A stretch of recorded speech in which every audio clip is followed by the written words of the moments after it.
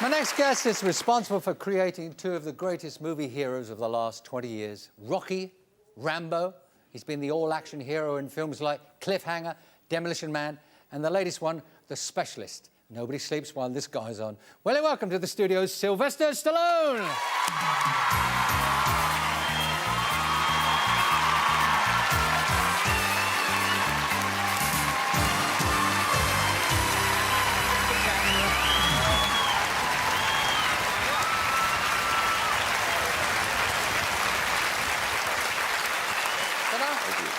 It's right. Let's clear up one point. What do I call you, Sylvester or Sly or Mr. Stallone? Well, actually, you can call me Tweety. I think. Tweety. I'm used to that. You know, when you have that name Sylvester, it kind of like brings on that cartoon thing happening. So I'm used to it. So call me Putty Tat. There's something that's a sexy name. What do your friends call you? That you can tell us. Loser, stay away. No, actually, they call me, usually women say Sylvester, men say Sly. I don't know why. Sly. That was close. Now, you're filming here at the moment, okay? Yeah. And, hey, what does a guy like yourself do in London on your own? I mean, Really? What do you do to pass the time away, Sly? Well, actually, I sit there. I hang out at fish and chip shops, and You've never been in a fish and chip shop in your life, have you? Actually, I'll tell you what I do. I was looking around to buy. I mean, people think like, oh yeah, he hangs around and does very strange things, nightclubbing, whatever, laying face down in an ashtray all night. No. Actually, I was out looking to buy a merry-go-round. You winding me up? I swear to God, I was out looking to buy. Why would you want a merry? Because all my life, I wanted a merry-go-round. And I said, you know, I bought a house in Miami, and it's kind of like a lost piece of art. I don't, for some reason, I look at a merry-go-round. A carousel. You look at a carousel, and you're in an instant good mood. Now, I don't expect anyone to make any sense of this, but in England, there's some extraordinary old carousels. I mean, world class. And I've been out there looking at night. Instead of stalking nightclubs, I'm stalking carousel makers, okay?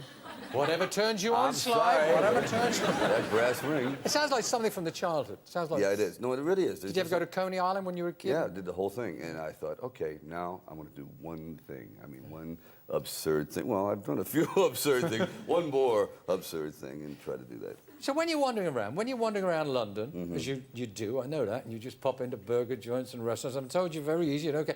I mean, do you wear a disguise? No, I really don't. Do you get hassled? The British are very reserved. You know, I mean, they're really kind of respectful. They don't tend to be constantly so-called in your face. I mean, they'll give an autograph, hello, how are you, and they let you go your own way. Whereas some countries, it's not like that at all. Could you do it in New York? Could you wander around in New York? Not so much, no. Little a Rambo riot, I'm sure. Yeah. Usually in Latin countries, it's rough. Yeah. It seems like I'm related to everybody, you know, somehow. Let's go back 18 years. I can't believe it's 18 years since you did Rocky. Yikes. 18 years. Is it really? Yeah. If you look at the dates, they add up to 18 years. You know, it was amazing. I did that film when I was 12 years old. And it's really amazing. How do you make a film? You're an unknown actor. You write a movie. Apparently in a very short space of time. Right. About 3.5 days. How long? 3.5 days. You wrote the whole thing in 3.5 days? Yeah. Well, you know what it was? Not that it was letter perfect, but I think if you have an idea, just jump on it right away. And even though it's not perfect, maybe it's 50% there. At least it's down, and then you can start to hone it in. And of course, there might go through 20 drafts before you get it, but that was the initial time. Yeah. I read that quite a few people were interested, and they were suggesting other people to play Rocky, and you. Well, I don't blame them. Actually, I would have too. It wasn't exactly as though. Well, you were unknown, weren't you? More or less. Please, I was unknown. I was unwanted. It was like, actually, it was a kind of a blessing in disguise. They offered a great deal of money, and I thought that, you know, I never had been rich, and why not just hold out and play some kind of foolish game of poker? And luckily, it worked out. The film was done in 25 days. Was done for $860,000. Which is nothing. Oh God, a ham commercial costs more than that today, and the rest is history. It's like a miracle. So when I meet young actors, I say, "What is the secret?" I said, "Please, mine was a complete accident. I wish it could happen more often, but I'm really very, very lucky." Is that right? You were so skint, English term, so poor, that you actually sold your dog? I did sell my dog at a 7-Eleven. I'm sorry, I had to. You sold it in a store? It was either that or eat him. I mean, I was getting close. Oh, yeah. Well, you were, as we said, we were unknown. You make a movie, written in 3.5 days, and the movie wins an award, Best Picture, I think it was. How do you deal with instant fame of that kind? Did you go bananas? Yeah, I mean, I abused it. I think I became a little too outspoken. I think I kind of reacted against the image, so-called, of Rocky. It was, I maybe perhaps was protesting the fact that I was so aligned with the character. Everyone thought that was me. And by protesting it and trying to be so overly confrontational, so verbal on every subject, contrary to what Rocky would be, it became to be quite obnoxious. And when I look back in retrospect, it was foolish of me to do that, because even though I am not Rocky, in a sense I am, and I shouldn't have tried to confuse the audience or protest my luck, as it were. So I learned the hard way, and I think that it started out very badly with a relationship with the press, doing that a long time ago. That's not there anymore, though. There's some residual fallout, believe me. It's still there. Let's talk about the new film, Specialist. Sure. I saw a preview, and as I said, it's exciting, it's gripping, and great performances in it. Thank you. Yours truly, and everybody.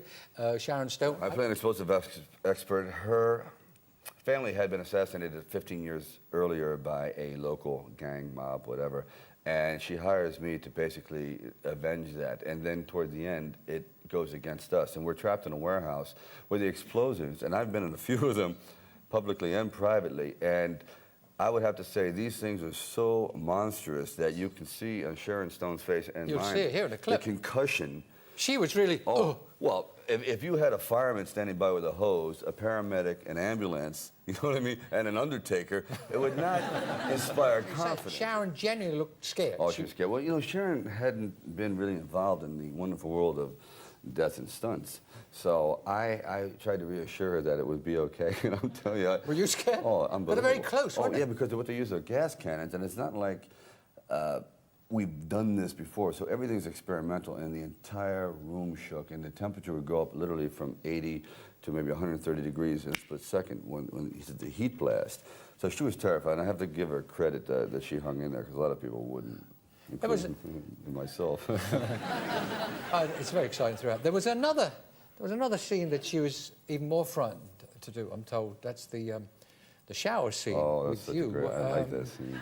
There's a very, very shower scene. Well, she was scared, or she... What happened? She was, you know, I thought See, we don't think of Sharon Stone being scared. Believe me, I tell you. Well, what happened is I figure, okay, from basic instinct, and she had, you know, been kind of like nude in films before, so she was a veteran at this, and basically I hadn't done this yet. And, I mean, Rocky, after 5 films with Adrian, I mean, we had, even though we had a child, it's like we never took our clothes off. You know, we had it through children, through the clothing, through everything. It was like an immaculate conception.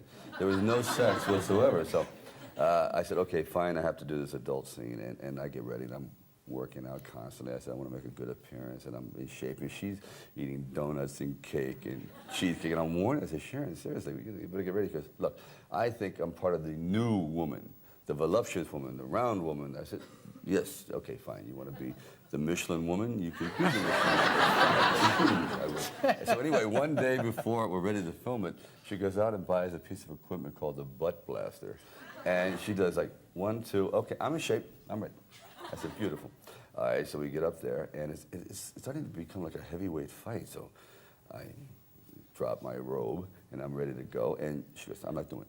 I said, I'm not standing next to him, I'm sorry. I said, well, excuse me, what do you want to do, to stand it? I mean, this is, we have to do this. She says, no, I'm not going to do it. So after about 10 minutes of trying to cajole her using therapy, I called upon... Therapy? Therapy, yes. Yeah. I called upon something that a little bit more medicinal. We called on Dr. Vodka. Vodka? Dr. Vodka came by, and after about 2 glasses, we couldn't keep her clothes on. We were in the shower doing the backstroke. It's like, synchronized swimming. It's like, thank you, Sylvester Stallone. Thank you very much for coming in.